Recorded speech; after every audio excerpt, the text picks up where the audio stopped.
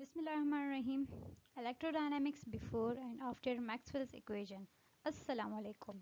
I am Hafsa from BS Physics 6th semester. Let's start our presentation, which is electrodynamics before and after Maxwell's equation, as I stated earlier. In electrodynamics before Maxwell's equation, हमारे पास electrostatics और magnetostatics को combine करके चार main equations बनते हैं, जो कि first है from Gauss's law we obtain divergence of electric field, then उसके बाद जो है डाइवर्जेंस ऑफ मैग्नेटिक फील्ड जो है वो हमारे पास ज़ीरो होता है और इसका कोई नेम नहीं है। देन हमारे पास आता है कर्ल ऑफ इलेक्ट्रिक फील्ड, जो कि फैराडे लॉ स्टेट करता है कि curl of electric field is equals to change in magnetic field with respect to time. Then Ampere's law हमारे पास स्टेट करता है कि curl of magnetic field is equals to mu naught J. Then now first talk about convention in maths.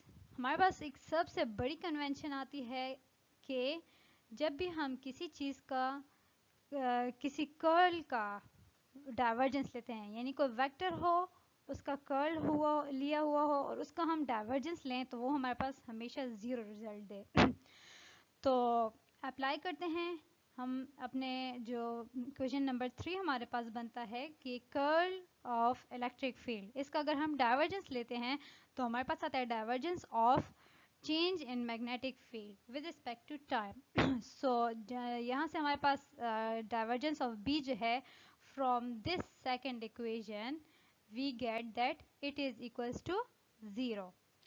So this result is satisfying our convention.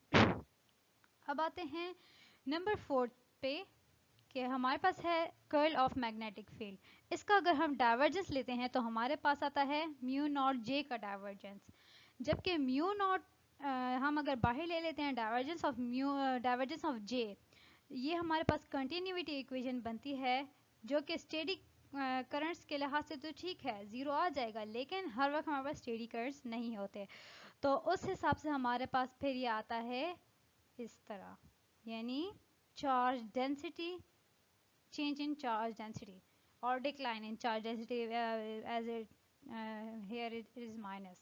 So ये जो equation आती है ये हमारे पास सेटिस्फाई नहीं करती हमारी कन्वेंशन को. So what to do next? Now coming to the next slide. Inconsistency in Ampere's law. जैसे कि हमने देखा पिछले स्लाइड में कि एम्पियर्स लॉ जो है वो उस कन्वेंशन को ओबे नहीं कर रहा था, तो क्या ऐसी चीज़ थी उसमें जो इस कन्वेंशन को ओबे करने से को रोक रहा था. So let's talk about this. First Maxwell ने अगर हम मैक्सवेल के टर्म्स में देखें तो उसने एक एसी करंट लिया, उस पर कैपेसिटर को चार्ज और डिस्चार्ज करना स्टार्ट कर दिया. तो हम यहाँ देखते हैं अगर यहाँ से करंट फ्लो कर रहा है तो उसने एक कंपास नीडल रखा right here above the wire.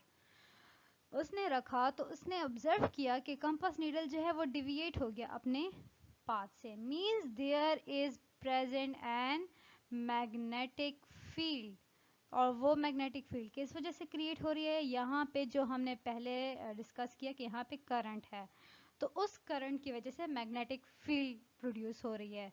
So according to Ampere's law, अगर हम यहाँ पे कोई लूप रखते हैं, एम्पिरियन लूप रखते हैं, उससे करंट पास हो रहा है तो वो मैग्नेटिक फील्ड जनरेट करेगा according to this equation.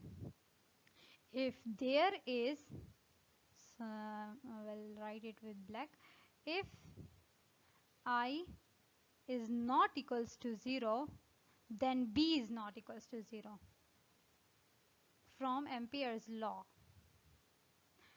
Now इस जगह पे देखते हैं, यहाँ पे कंपास नीडल रखा गया तो वो भी डिविएट हुआ. Why? What is there? There is no matter and there is no charge, there is no current here. Right there as it is vacuum. So क्या चीज़ थी जो यहाँ पे मैग्नेटिक फील्ड को जनरेट कर रही थी? क्या वो करंट थी या क्या चीज़ थी जो यहाँ पे हमारे पास प्रॉब्लम क्रिएट कर रही थी? अगर हम यहाँ पे एम्पेरियन लूप ले लें तो यहाँ पे कोई करंट पास नहीं हो रही है, लेकिन फिर भी मैग्नेटिक फील्ड जनरेट हो रहा है।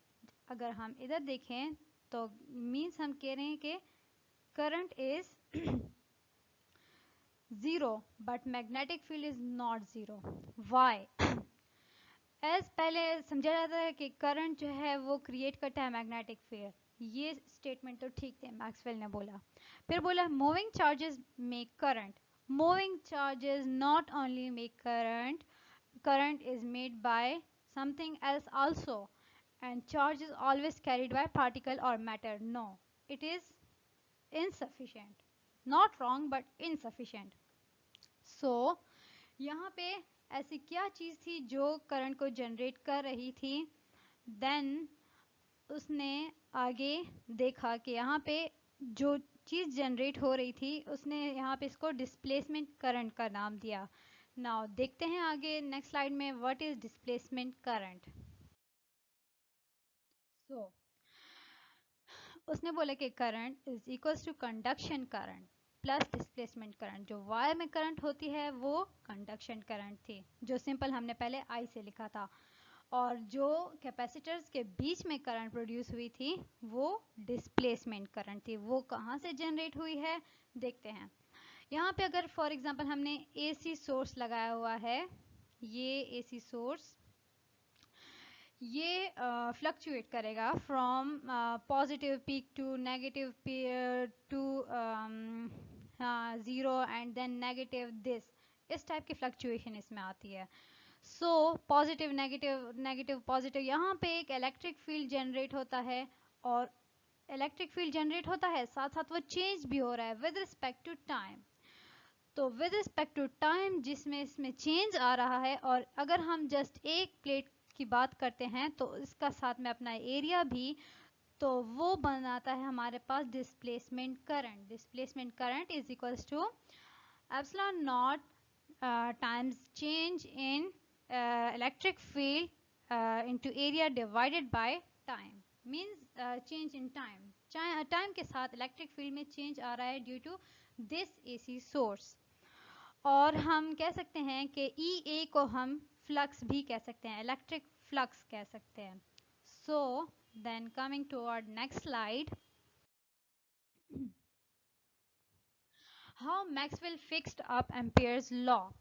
नाउ हमारे पास जो प्रॉब्लम थी वो यहाँ थी, इस इक्वेशन में थी कि हम अगर इस इक्वेशन का डाइवर्जेंस लेते हैं तो हमारे पास ज़ीरो नहीं आता, और जो मेन प्रॉब्लम थी वो इस चीज़ की थी कि divergence of J is not equals to zero.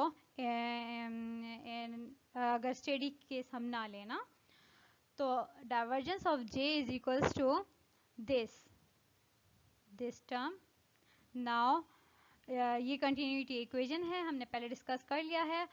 अब जो चार्ज डेंसिटी है वो हमारे पास एप्सिलॉन और यहाँ पे इसके डाइवर्जेंस ऑफ ई के इक्वल है, ये हमने पिछले चैप्टर्स में पढ़ा है, and we are familiar from this. From अगर हम कह सकते हैं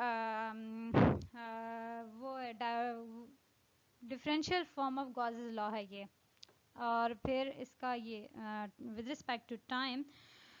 सो एप्सिलॉन नॉट को अगर हम बाहर निकाले, डाइवर्जेंस दिस यहाँ पे बाहर निकल आया है, यानी कि डाइवर्जेंस ऑफ जे हमारे पास इसके इक्वल है, डाइवर्जेंस ऑफ जे। तो हम ये टर्म यहाँ पे ऐड कर सकते हैं क्योंकि ये टर्म जो है एग्जैक्टली इसके इक्वल है but opposite in sign, they will cancel each other and we will get zero then. Now अब हम देखते हैं एक्चुअली ये टर्म क्या है। इट इज चार्ज डेंसिटी, जो हमने पहले डिस्कस किया, लेकिन डिस्प्लेसमेंट करंट की।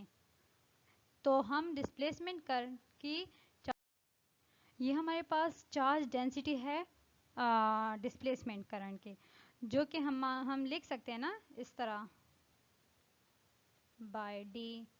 सो अगर ये ए जो है ये इधर इसके साथ मल्टीप्लाई हो जाए तो हमारे पास वही सेम पुराना रिजल्ट आईडी का मिलता है। ये आईडी है, तो ये हमारे पास आईडी का पुराना रिजल्ट मिल जाता है, यानी डिस्प्लेसमेंट करंट जो इलेक्ट्रिक फील्ड के चेंज होने की वजह से प्रोड्यूस हो रहा था। Now we will go to the conclusion which is हमने देखा था कि जो कर्ल ऑफ ई है वो चेंज इन मैग्नेटिक फील्ड जो है वो प्रोड्यूस करता है। नाउ यहाँ पे जो मैक्सवेल ने एम्पियर्स लॉ को फिक्स किया है, तो इससे हमारे पास कंक्लूड हुआ है कि change in electric field also generate magnetic field. This was big breakthrough in the electrodynamics and first two equations तो करेक्ट थी, तो ये जो है ये दो इक्वेशंस बनके 4 मैक्सवेल्स इक्वेशंस बनाते हैं after electrodynamics. So due to this Ampere's correction, the whole electrodynamics, thermodynamics and many more ये जो electromagnetism का phenomena हम देखते हैं ये इसी की ही वजह से आया है। Thanks to Maxwell and thank you so much. Bye.